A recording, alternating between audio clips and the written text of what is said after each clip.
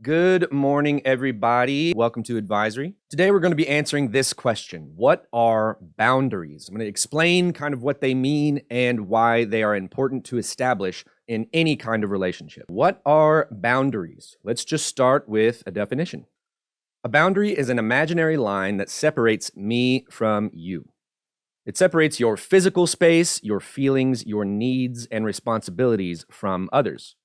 Your boundaries also tell other people how they can treat you, what's acceptable and what is not. So boundaries in your life help you maintain your own individuality, and it also helps to convey to others how you would like to be treated. Whether you're in friendships or romantic relationships, you can decide for yourself what is acceptable and what is not in that relationship. There are a few different types of boundaries, but they exist in multiple areas of life. They can be emotional boundaries, lines that you set for yourself to decide who is and is not close to you emotionally. Emotional boundaries can also help prevent other people's emotions from influencing yours. If you have good emotional boundaries, for instance, if someone is really anxious about something, there's a boundary that says, you can be anxious about that, but I'm not going to get anxious about that. There are physical boundaries, what you do and don't do with your own body. Digital boundaries, what you allow into your social media presence or online presence, or even who you allow to text and who you text. Professional boundaries in any workplace. Professional boundaries are there to make sure that everything goes well in the workplace and that work doesn't spill over into life and life doesn't spill over into work. And they can be financial, like who you give your money to, what you do with your money, things like that. So here are some examples of boundaries that someone might set. I'm cool with following each other on social media, but not with sharing passwords. I'm comfortable kissing and holding hands, but not in public. I'm okay with regularly texting, but I don't want to text multiple times in an hour. I want to spend time with my friends and family on the weekends. I need quiet time to myself right now. I'm comfortable with some touching, but I'm not ready to have sex.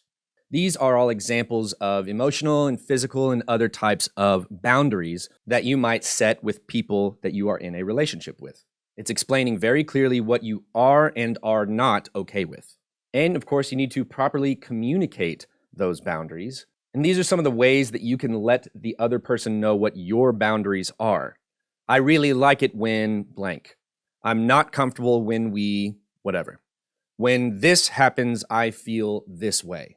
All of these are great ways to start the conversation on what your boundaries actually are. But whether you're in a friendship or a relationship, you also want to find out what their boundaries are. Because you want them to respect yours, you have to respect theirs. So you can ask them things like, is this okay, or are you cool with blank? Or just listening to them and asking them what they expect or want out of your friendship or relationship. The most important thing is when someone tells you what their boundaries are, when they have been clearly communicated, you have to respect them.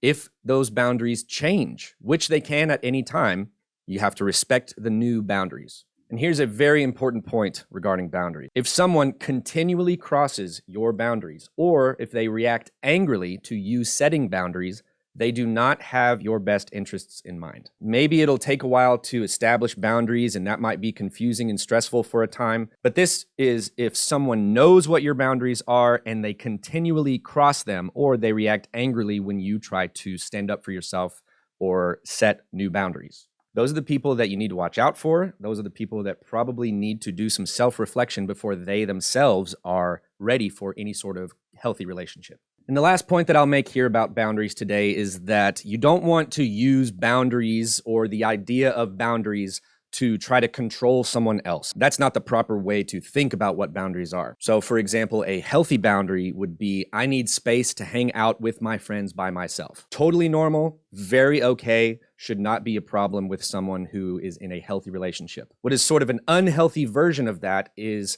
I need you to stop talking to other guys or girls because I might get jealous or you might cheat.